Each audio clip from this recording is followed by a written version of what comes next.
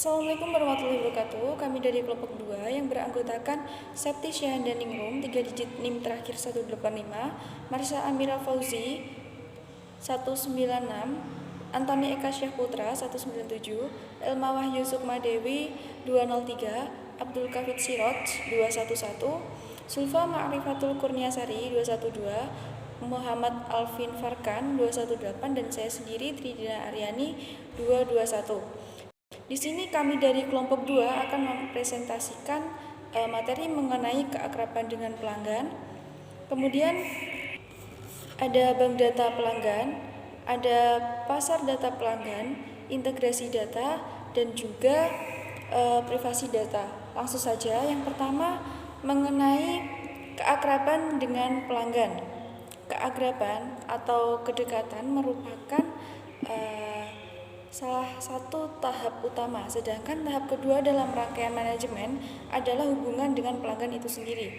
Tanpa pemahaman yang cukup, maka tidak akan dapat membantu dan mengemukakan usulan yang diyakini sesuai dengan permintaan pelanggan, apalagi lebih baik daripada pesaingnya. Wawasan mengenai pelanggan akan membantu dalam membuat putusan customer relationship management yang baik. Untuk meraih keuntungan maksimal dari pelanggan, data berkualitas tinggi diperlukan oleh pihak-pihak yang menerapkan CRM dalam penjualan, pemasaran, dan wilayah jasa layanan, serta pihak yang bertanggung jawab dalam mengembangkan keseluruhan strategi customer relationship management.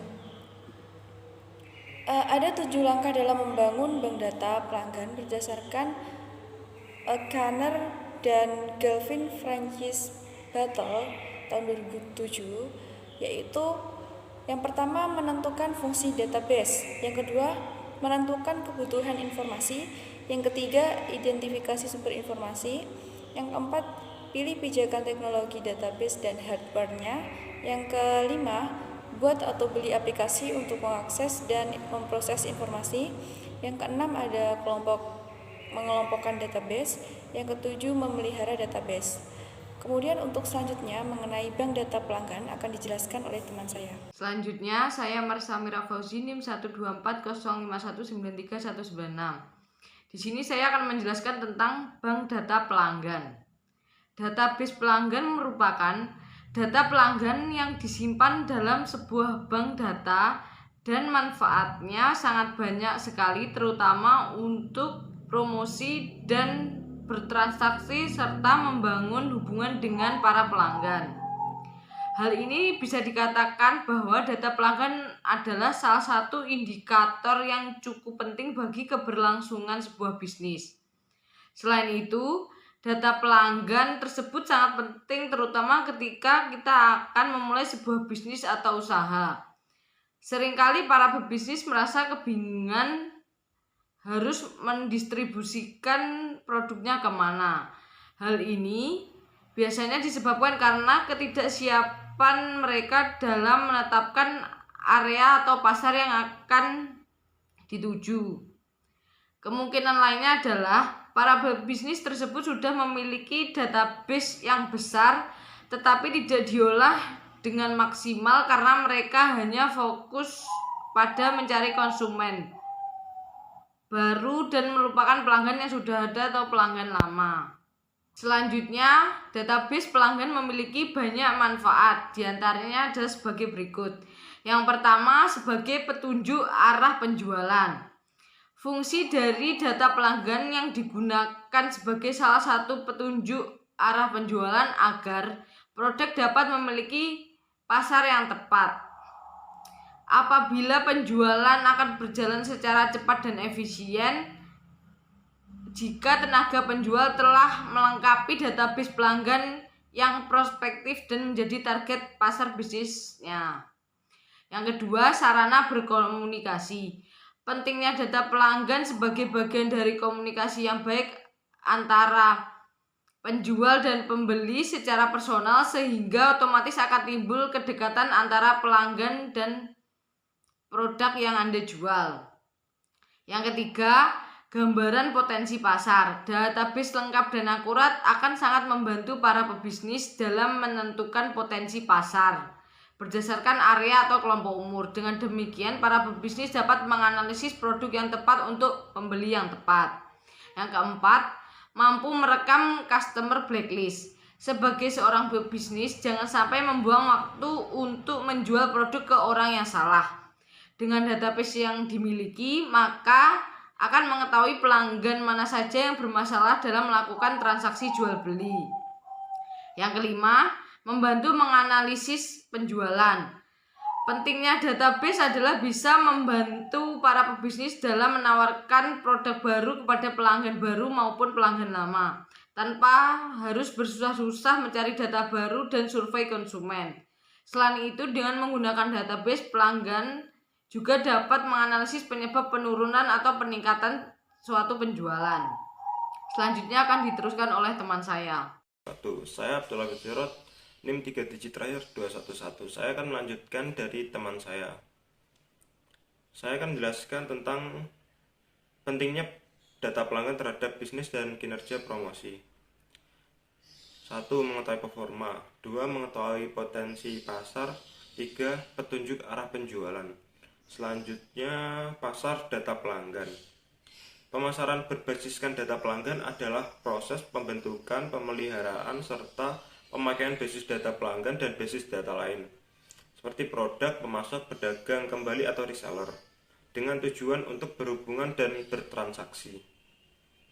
Dalam pemasaran bisnis ke bisnis, profil pelanggan terdiri dari barang dan jasa yang telah dibeli pelanggan, volume dan harga terdahulu, kontak kunci yaitu usia, ulang tahun, hobi, dan makanan kegemaran mereka. Pesaing kompetitif, status kontrak saat ini, perkiraan pengeluaran pelanggan untuk 5 tahun ke depan, serta perkiraan kualitatif atas kekuatan dan kelemahan pesaing dalam melayani dan menjual kepada pelanggan. Pemasaran berbasiskan data pelanggan merupakan salah satu hal yang khas membedakan antara pemasaran massal dengan apa yang dinamakan pemasaran satu lawan satu. Perusahaan yang mengenal pelanggan individual mereka dapat menyesuaikan produk, tawaran, pesanan, metode pengiriman, dan metode pembayaran mereka supaya dapat memaksimalkan daya tarik bagi pelanggan. Selanjutnya akan dijelaskan oleh teman saya. Nama saya Antoni Kasyaputra, NIM 12405193197. Di sini saya akan menjelaskan tentang pengertian integrasi data dan 6 teknik integrasi data primer menurut Omniski. Yang pertama adalah pengertian integrasi data. Integrasi data adalah proses menggabungkan data dari berbagai sumber menjadi satu kumpulan data sehingga proses pengelolaannya lebih efisien dan dapat diakses oleh siapapun. Menurut TeachTarget, integrasi data adalah proses penggabungan data dari berbagai sistem sumber untuk membuat kumpulan informasi yang terpadu. Integrasi data tidak memiliki tujuan khusus. Fungsi integrasi data sangat beragam, mulai dari proses bisnis, aplikasi, prosedur pemasaran seperti Customer Relationship Management atau CRM, dan lain sebagainya. Yang kedua adalah teknik integrasi data menurut Omniski. Teknik yang pertama adalah ETL atau Extract, Transform, Load. Teknik ini mengumpulkan data dari berbagai sumber, lalu digabungkan dan dimuat dalam satu database. Teknik yang kedua adalah ELT atau Extract, Load, Transform. Pada teknik ini, data dimuat dalam suatu sistem dan diubah untuk tujuan analisis tertentu. Teknik yang ketiga adalah CDC atau Change Data Capture. Teknik ini mengidentifikasi perubahan secara real time dan menerapkan pada data warehouse atau repository lain. Teknik yang keempat adalah data replication. Pada teknik ini data direplikasi dari satu database atau database lain untuk menyinkronkan informasi untuk tujuan operasional dan backup. Teknik selanjutnya atau yang kelima adalah teknik visualization. Pada teknik ini data dari sistem yang berbeda disatukan secara virtual dan tidak dimuat dalam repository baru. Teknik terakhir adalah streaming data integration. Pada teknik ini, aliran data yang berbeda terus-menerus diintegrasikan ke dalam penyimpanan data dan sistem analisis secara real time. Materi yang selanjutnya akan disampaikan oleh Mbak Elma. Materi yang selanjutnya adalah integrasi data dalam marketing. Marketer harus mencari informasi mengenai pelanggan agar bisa mencari target pasar yang ideal di waktu yang tepat, tempat yang tepat, dan cara pendekatan yang tepat. Seorang marketer membutuhkan data pelanggan untuk bisa berkomunikasi dengan konsumen. Dengan menggunakan integrasi data, marketer dapat meningkatkan pemasaran dan pendapatan karena integritas data akan menyatukan data pelanggan dan transaksi. Biasanya data mengenai distribusi, iklan, transaksi, dan lain sebagainya disimpan dalam database yang terpisah dengan format yang berbeda-beda. Dengan adanya integrasi data, marketer dapat mengakses semua data tersebut dari satu tempat. Untuk yang selanjutnya, yaitu manfaat integrasi data dalam marketing. Manfaat utama integrasi data dalam kegiatan marketing adalah mengurangi kesalahan, meningkatkan bisnis intelligence, dan menghemat waktu. Saat data dikumpulkan dan dianalisis secara manual data terpisah, seringkali ada aspek pelanggan, tools, basis data, dan lain sebagainya yang terlewat. Kesalahan seperti ini dapat menyebabkan kumpulan data menjadi tidak lengkap, terutama saat proses penambahan data baru. Integrasi data dapat meningkatkan proses pengorganisasian data, mengidentifikasi masalah secara otomatis, dan mengungkap anomali sehingga dapat mengurangi kesalahan.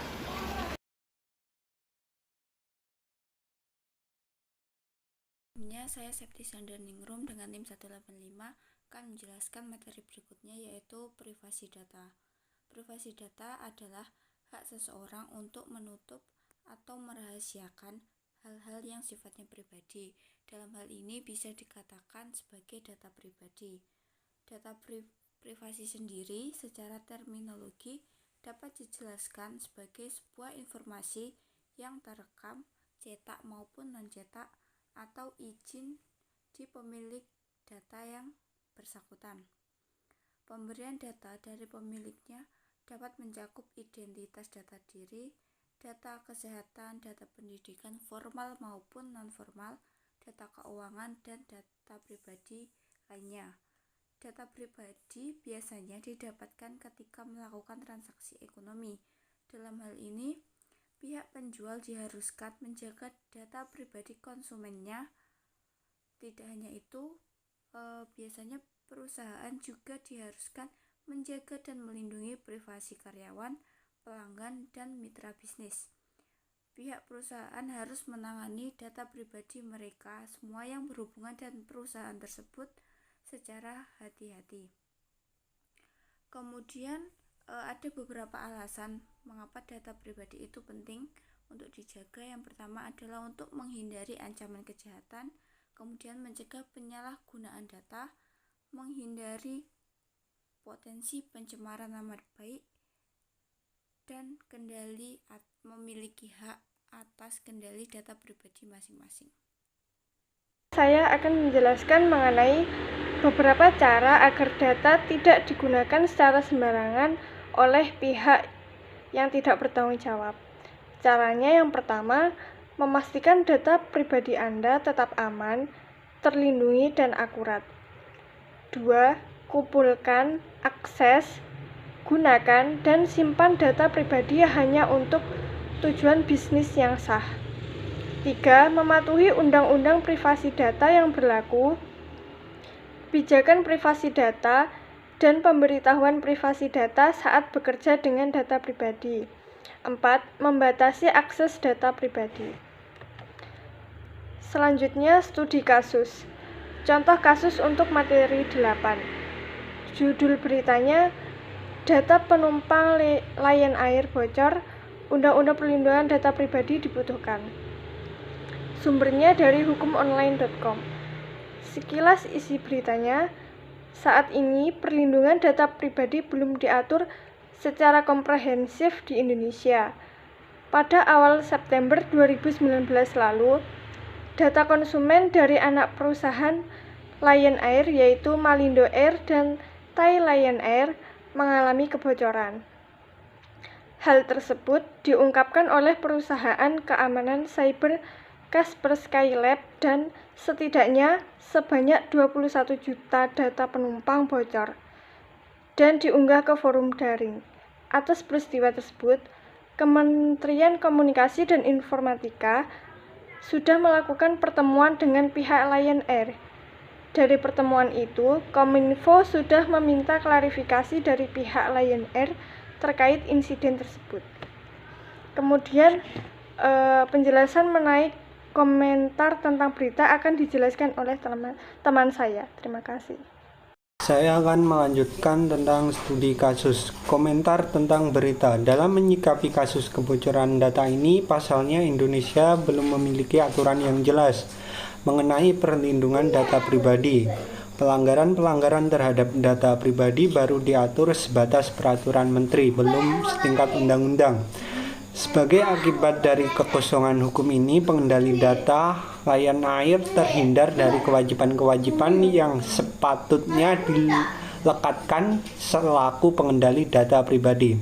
Secara umum, pengendali data memiliki kewajiban untuk menjaga infrastruktur keamanan data pribadi pengguna layanannya yang meliputi penerapannya pseudonymisasi dan enkripsi data pribadi serta memberikan jaminan kerahasiaan, integritas, ketersediaan dan ketahanan yang berkelanjutan dari sistem dan layanan pemrosesan.